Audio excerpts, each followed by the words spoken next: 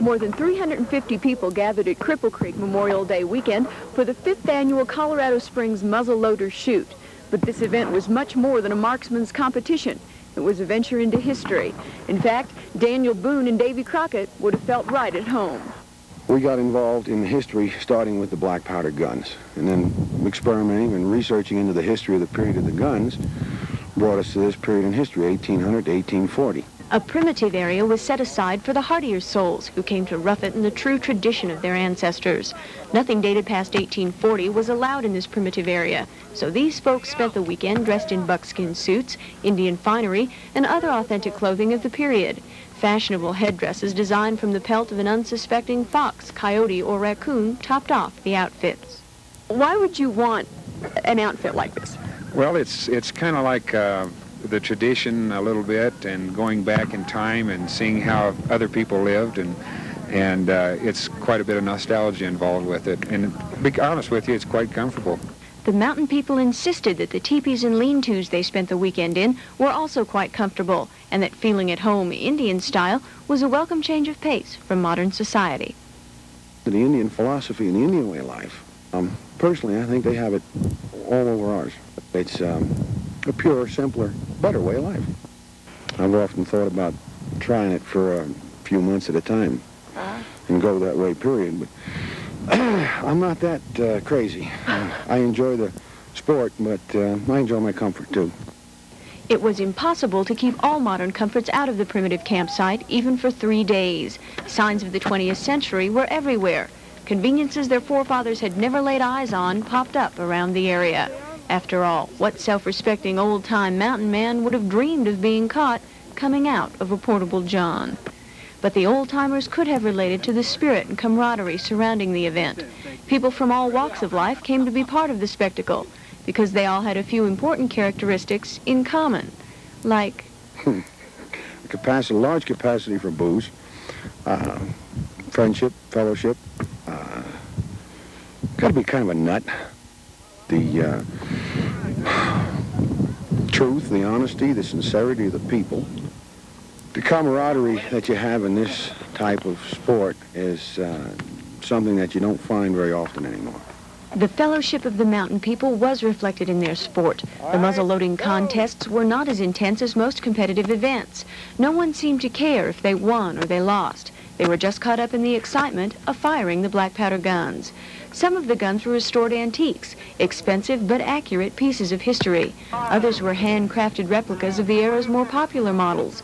But whether a replica or the real thing, everyone agreed that a muzzleloader was more challenging than a modern weapon. If you seen my target scores yesterday, you'd know I had a challenge. If you go only for score, you're going to lose out a lot. We have a lot of fun, you know. Do you think this is a carryover from maybe your childhood or somewhere thereabouts where you've We're still playing cowboys and Indians. This is what we're doing. The spirit was so downright contagious that I donned a hat for good luck, glasses for protection, and with some expert coaching decided to try my hand at shooting a muzzleloader. I took careful aim at the target, which was one medium-sized mountain, and fired. Annie Oakley, your legend remains intact.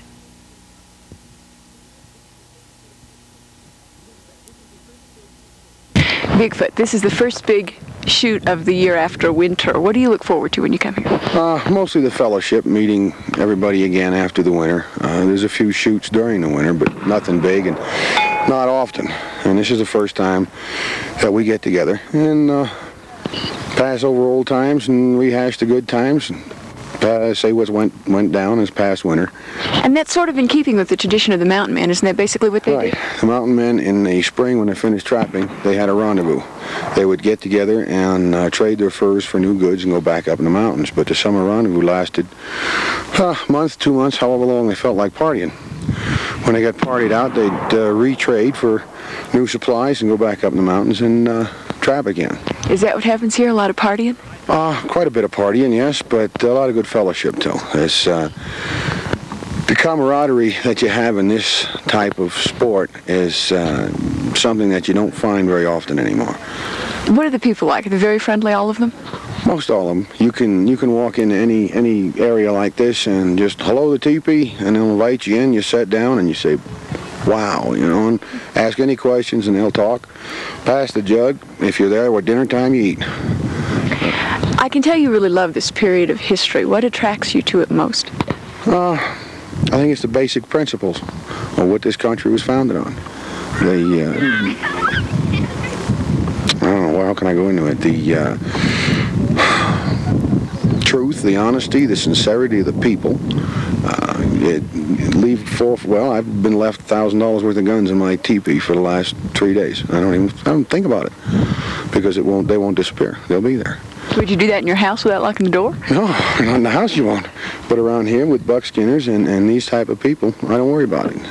Don't worry about anything being stolen. This is the type of people they are.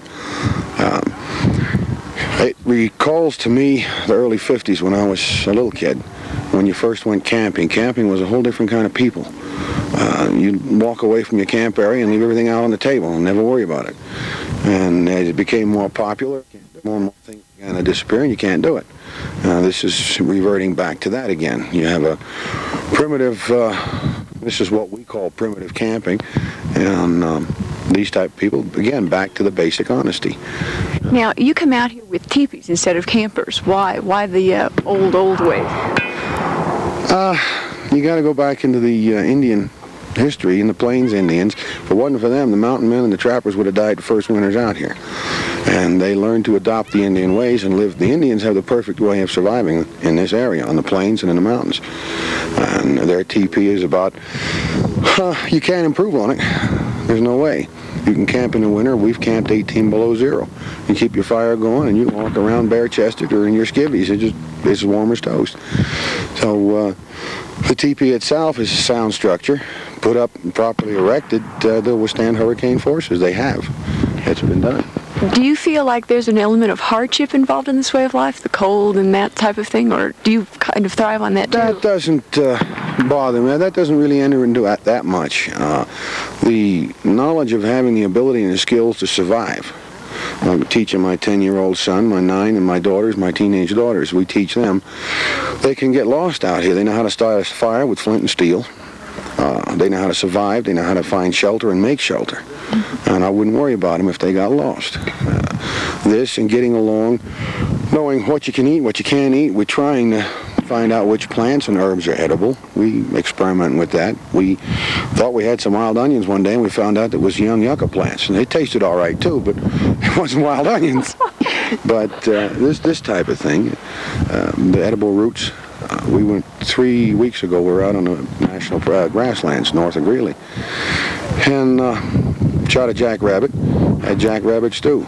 A lot of people say, "Ugh, jackrabbit stew." A little salt and pepper and proper spices, and it was good eating. There's nothing wrong with it. Do you think this is a carryover from maybe your childhood or somewhere thereabouts where you've We're still playing cowboys and Indians. This is what we're doing. No, it's just, like I say, the basic philosophy, way of life.